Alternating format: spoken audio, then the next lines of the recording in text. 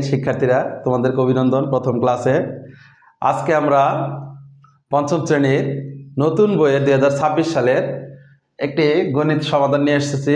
তৃতীয় পৃষ্ঠার বা 3 পৃষ্ঠার 3 নম্বর যে অঙ্কটা রয়েছে সেটা কিভাবে আমরা সমাধান করেছি চলো দেখি। প্রথমে আমরা জানি যে কোনো সংখ্যাকে গুণ করার জন্য যে প্রক্রিয়াটি রয়েছে, প্রথমে এখানে যে সংখ্যাটা থাকবে নিচের যে সংখ্যাটা সেটার এককের স্থানে যে সংখ্যাটা থাকবে সেটা দিয়ে উপরের এই সংখ্যাটাকে পুরাটাকে গুণ করতে হবে। কিন্তু দেখতে পাচ্ছি এই সংখ্যার সাথে এটা কারোর সাথে গুণ করা সম্ভব হচ্ছে না। তাহলে যেহেতু সম্ভব হচ্ছে না, আমাদেরকে অন্য পদ্ধতি অবলম্বন করতে হবে। এই ধারাবাহিক এই অঙ্কগুলোতে, ফাঁকা ঘরের অঙ্কগুলোতে সবচেয়ে বড় সমস্যা হচ্ছে এটার আসল কোনো প্রকৃত নিয়ম নাই। তুমি যেখানে পারো যে এখান থেকে অঙ্ক শুরু করতে পারো, যেখানে পারো সেখানে ক্লু খুঁজে বের করতে হবে যে কোন জায়গা থেকে আমি করলে দ্রুত এটা সমাধান করতে পারবো। তো আমার সাথে একটু দেখো, দেখলে বুঝতে পারবা। এখানে আমরা পূর্ণ একটা সংখ্যা দেখতে পাচ্ছি যে এটাকে 7 দিয়ে, দ্বিতীয় ঘর যেটা রয়েছে 7 দিয়ে এখানে গুণ করার পরে এটা আসছে। আবার এদিকে দেখতে পাচ্ছি আর একটা পূর্ণ ঘর, তাহলে পূর্ণ ঘরের দিকে আগে যেতে হবে। যেহেতু এখানে 4 রয়েছে, এখন এইটা গুণ করার পরে এটা রয়েছে। দেখুন 4-এর সাথে কত গুণ করলে এখানে 6 হওয়ার সম্ভাবনা রয়েছে। 4-এর ঘরের নামতাটা যদি আমরা জানি যে 4 আর 4 গুণ করলে 16, এটা হওয়া সম্ভব। অথবা 4 আর 9 গুণ করলে 4 নং 36, এই দুইটা জায়গায় 6 হওয়া সম্ভব। তাহলে আমরা এটা কোনটা দিব সেটা নির্ধারণ করব। এখানে 4 দিব নাকি 9 দিব, কোনটা দিব, একটা দ্বিধাদ্বন্দ্ব পড়ে গেছি। এই দ্বিধাদ্বন্দ্বটাকে যদি আমরা প্রথমে 6 দেই, সেখানে ধরে নিলাম যে এখানে 6 দিলাম, কিন্তু 6 দেওয়ার পরে দেখো 6 দিয়ে যদি 7 রে গুণ করি, 6 7 42, এখানে আছে 3, তার মানে এখানে কখনোই 6 হবে না। এখানে 9 দিয়ে যদি আমরা প্র্যাকটিস করি, 9 দিয়ে যদি প্র্যাকটিস করি দেখি 6 আর 7 আর 9 গুণ করলে 7 নং 63, এটা মিলে গেছে। 7 নং 63 যেহেতু হয়েছে, এবং 7 দিয়ে গুণ করার পরে এই সবগুলো সংখ্যা এই 7 দিয়ে গুণ করার জন্য যে সংখ্যাগুলো ছিল একই হবে। তার মানে এখানে যে সংখ্যাটা হয়েছে উপরে হুবহু একই সংখ্যা হবে। তার মানে এখানে সর্বশেষ 3, এখানে সর্বশেষ 3। খুব দ্রুত আগাচ্ছে। এবার একটু ভালো করে লক্ষ্য করে আমরা দেখব যে এখানে যে যোগ প্রক্রিয়াটা করা হয়েছে কিভাবে হয়েছে।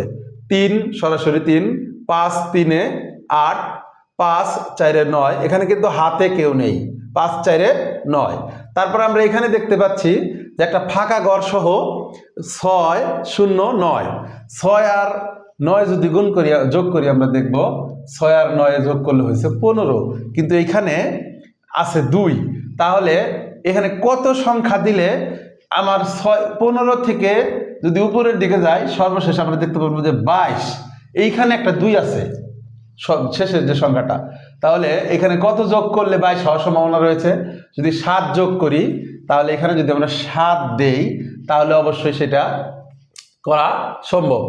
তাহলে আমরা এখানে আরেকটা লক্ষ্য করে দেখি যে এখানে যেহেতু 4 হয়েছে, তাহলে এখানে এমন একটা সংখ্যা ছিল যেখানে গুণ করলে 4 হওয়ার সম্ভব হচ্ছে। তাহলে 9-এর ঘরের নাম তো আমরা যদি দেখি যে 9 অক্ষে 9, 9 দুগুণে 18, 3 নং 27, 4 নং 36, 4 নং 36, 5 নং 45, 6 নং 54। যদি আমরা 6 দেই, 9 কে গুণ করে এখানে যদি 6 বসায় দেই, 6 নং 54, এই যে একটা 4 পেয়ে গেছে। এখানে যেহেতু প্রথমে 4 আছে, তাহলে অবশ্যই এটা দেয়া যাকে গুণ করব। আর উপরের দিকে যায় 7 নং 63, 4 নাই শেষে, 7 নং 63, 8 নং 72, তাও 4 নাই। তাহলে 9 নং 81, তাও 4 নাই, 9 10 90। তাহলে আমরা দেখতে পাচ্ছি 9 দিয়ে অবশ্যই 6 কে গুণ করলেই এটা করা সম্ভব। এখন যেহেতু এটা সম্পূর্ণ হয়ে গেছে এবং এটাও সম্পূর্ণ হয়ে গেছে, এখন শুধু বাকি রয়েছে এটা। তাহলে এখানে যেহেতু হাতে 2 ছিল, যেহেতু 22-এর জন্য 2 লিখেছিলাম, অবশ্যই হাতে 2 ছিল, 2 আর 1 ছিল 3, 3 আর 3 6, 6 4 10, 10 আর 9 19, 19-এর 9। আর বাকি কোনো অঙ্ক আমাদেরকে চেঞ্জ করতে হলো না। এখানে খুবই উল্লেখযোগ্য বিষয়, অনেকে এই অঙ্কগুলাকে মুখস্থ করে। প্লিজ এই অঙ্কগুলা কেউ মুখস্থ করবেন না। আমি অভিভাবকদেরকেও বলছি, এটা খুবই সহজ অঙ্ক, বাচ্চাদের ও দক্ষতা বৃদ্ধি করার জন্য মূলত এই অঙ্কগুলা আমাদের বইয়ে লিপিবদ্ধ করা হয়েছে।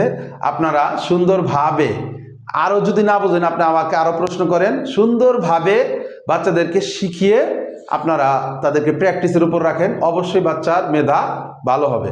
ধন্যবাদ।